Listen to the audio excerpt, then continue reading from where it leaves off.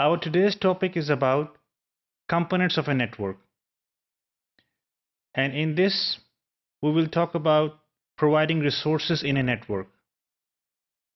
In order to provide efficient resources to the end users, networks come in many sizes. So now let's see what are the different sizes of a network. Well, you have small home networks, which is जो आपके घर के अंदर जो network है, आपने जो connection लिया होगा, आईएसपी इंटरनेट का कनेक्शन लिया होगा, सो आपका लैपटॉप वो वाईफाई राउटर के साथ कनेक्टेड हुआ होगा, तो that basically makes a small home network. इसके अलावा अगर आप जो है छोटा सा एक ऑफिस है, एक फ्लोर के अंदर ऑफिस है, तो उसका जो नेटवर्क होता है जिसके अंदर लेट्स से 10 और 15 कंप्यूटर्स आप इसमें कनेक्टेड होते हैं, वो जो कंप्यूटर्स कनेक्ट होकर जो नेटवर्क बनाते हैं, that can be constituted as a small office network.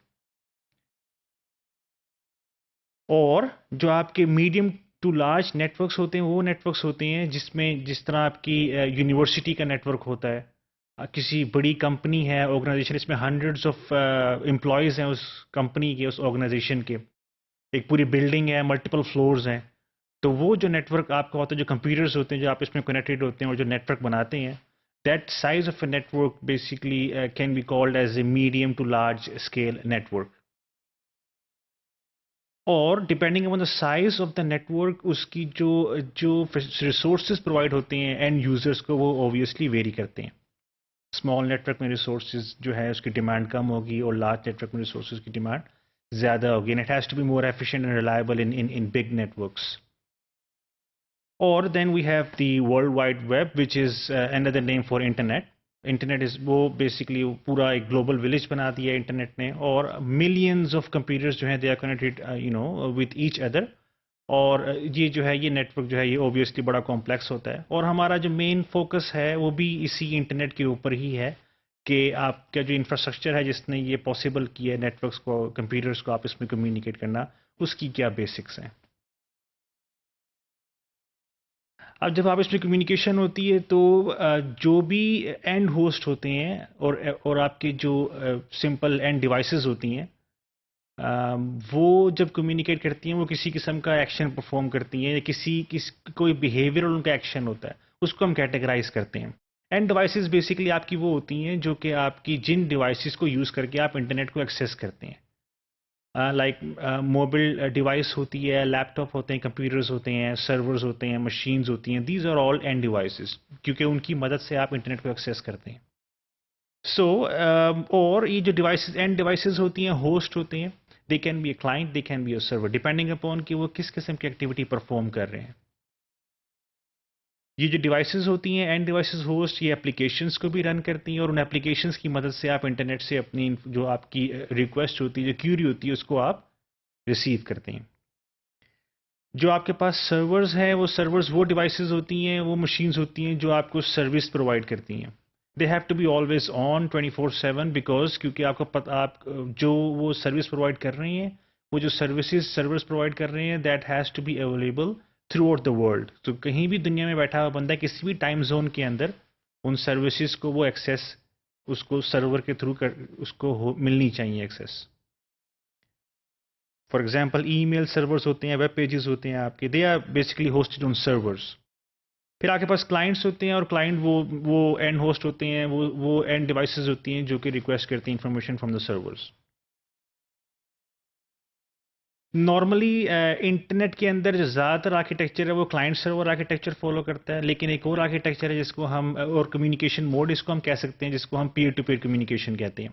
इसके अंदर जो है वो दो पीयर्स जो होते हैं, एक ही मशीन जो है it is behaving both as a client and A server, depending upon कि वो अभी जो है रिक्वेस्ट कर रही है कि वो सर्विस प्रोवाइड कर रही है. सो peer to peer communication is pretty common in the internet.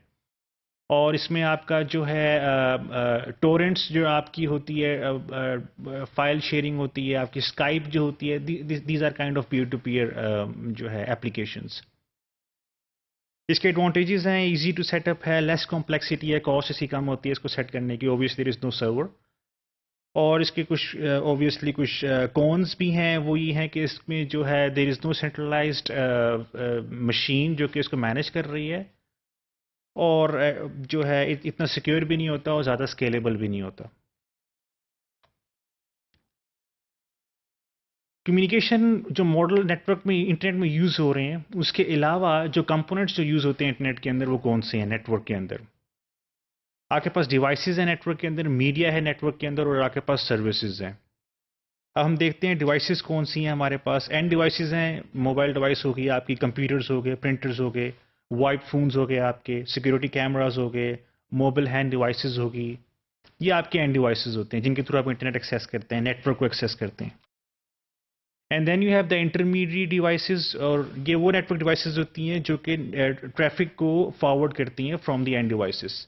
اس میں آپ کے پاس نیٹ ورک ایکسیس ڈیوائسز ہیں جس میں ہم سوئچز بھی ہیں، وائرلیس ایکسیس پوائنٹس بھی ہیں، اور ہمارے پاس پھر کچھ انٹرنیٹ ورکنگ ڈیوائسز ہیں جو کہ ملٹیپل نیٹ ورکس کو آپس میں جوڑتی ہیں، جن کو ہم راؤٹرز کہتے ہیں. یہ وہ مشینز ہوتی ہیں جو کہ ملٹیپل نیٹ ورکس کو آپس میں کنیکٹ کرتی ہیں.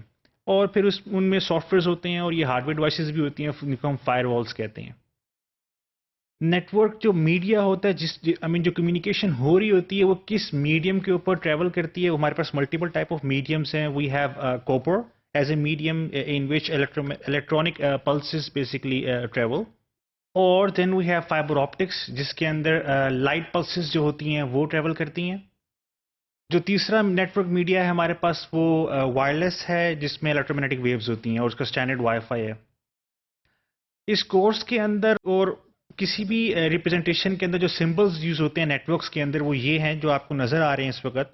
اینڈ ڈیوائسز میں آپ کے پاس یہ ڈیسک ٹاپ کمپیوٹرز ہیں، آئی پی فونز ہیں، وائرلیس ٹیبلٹ ہیں.